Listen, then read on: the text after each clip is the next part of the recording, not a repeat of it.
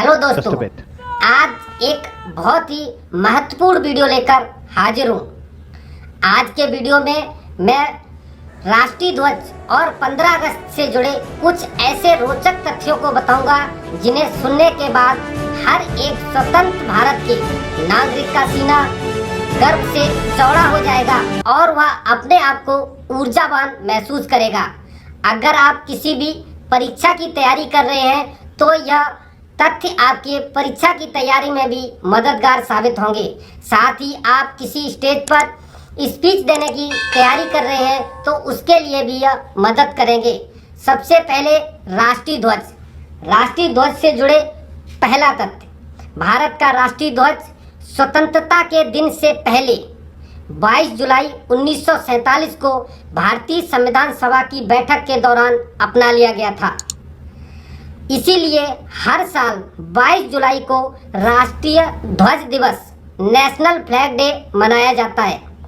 इसका डिजाइन पिंगली वेंकैया साहब ने तैयार किया था। राष्ट्रीय ध्वज के संबंध में दूसरा तथ्य, ध्वज की लंबाई और चौड़ाई का रेशियो 3:2। फिर से कहता हूँ, लंबाई और चौड़ाई का अनुपात 3:2 है। ध्वज पर लगी 3 कलर की पट्टियों का साइज सेम है। तीसरा तथ्य, तिरंगे की तीनों क्षैतिज पट्टियों का मतलब इस प्रकार से है। सबसे ऊपर लगी केसरिया रंग की पट्टी देश और साहस का प्रतीक है। साथ ही इसे बलिदान का प्रतीक भी कहा जाता है। बीच की सफेद पट्टी शांति और शक्ति का प्रतीक है। निचली हरी पट्टी हरियाली और संपन्नता की निशानी है। तीसरा तथ्य, तिरंगे के बीच में अशोक चक्र प्रदर्शित करने का आशय यह है कि जीवन गतिशील है और रुकने का अर्थ मृत्यु है। चौथा तथ्य, अशोक चक्र का कलर हमेशा गहरा नीला होता है। अशोक चक्र के नीले रंग को ध्वज के रंगों में गिनती नहीं की जाती क्योंकि अशोक चक्र का अपना खुद का एक अलग मीनिंग है। अगला तथ्य, 15 अगस्त को राष्ट्रीय ध्वज को एक रस्सी में बांधकर ऊपर चढ़ाया जाता है और 15 अगस्त को ध्वज चढ़ाने की कार्रवाई को ध्वजारोहण कहते हैं। 15 अगस्त के दिन देश के राजनीतिक प्रमुख यानी भारत के प्रधानमंत्री राष्ट्रीय ध्वज को चढ़ाते हैं। यह इसलिए क्योंकि 15 अगस्त 1947 के दिन ही पहली बार राष्ट्रीय ध्वज को लाल किले पर चढ़ाया गया था। 26 जनवरी के दिन ध्वज पहले से ऊपर चढ़ा हुआ होता है।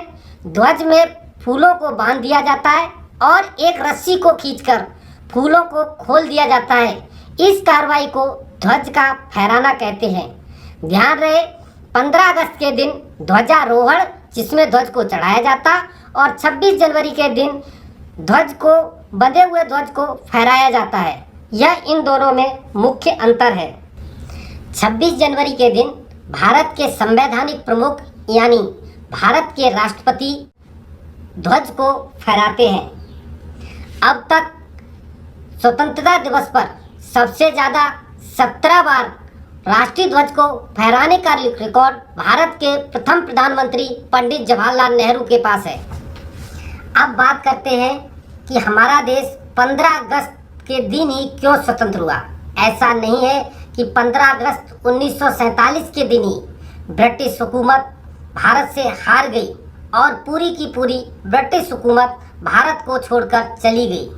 नहीं, इससे पहले भारत के क्रांतिकारियों की वीरता और उनके बलिदान की बदौलत ब्रिटिश हुकूमत कमज़ोर पड़ चुकी थी और ब्रिटिश सरकार के आखिरी वायसराय माउंटबेटन ने यह डिसाइड कर लिया था कि अब सत्ता भारत के हाथ में सौंपनी होगी। लेकिन समस्या यह थी कि यह सत्ता किस दिन सौंपी जाए।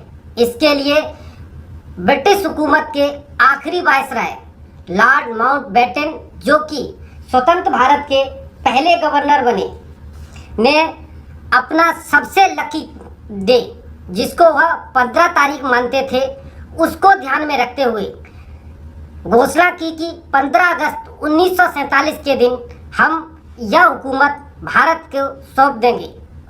लेकिन उस समय के मौजूदा ज्योतिषियों ने इसको बहुत ही अशुभ माना, क्योंकि 15 अगस्त का दिन 1947 में ज्योतिषियों के हिसाब से अशुभ था। ज्योतिषी मानते थे कि या तो यह सत्ता एक दिन पहले मिले या एक दिन बाद। इसके बाद लॉर्ड माउंटबेटन और भारत के राजनेताओं के बीच का रास्ता निकाला गया और फाइनल डिसीजन हुआ कि 14 अगस्त की रात 12 बजे यानी 15 अगस्त के दिन सत्ता भारत को सौंप दी जाएगी। उसके बाद भारत को सत्ता सौंप दी गई और उसी दिन रात 12 बजे पंडित जवाहरलाल नेहरू का लाल किले पर एक जोरदार भाषण हुआ। भाग्य बधू से चिर प्रतीक्षित भेंट। 15 अगस्त 1947 के दिन ही पहली बार लाल किले पर राष्ट्रीय ध्वज फहराया गया। आप सभी से रिक्वेस्ट है कि अपने बच्चों को कम से कम 15 अगस्त और राष्ट्रीय ध्वज के बारे में इतनी जानकारियां जरूर शेयर करें और अगर चैनल को सब्सक्राइब नहीं किया तो प्लीज़ सब्सक्राइब करें और बिना पैसे खर्च किए कम से कम वीडियो को एक लाइक जरूर करें। धन्यवाद। Take care.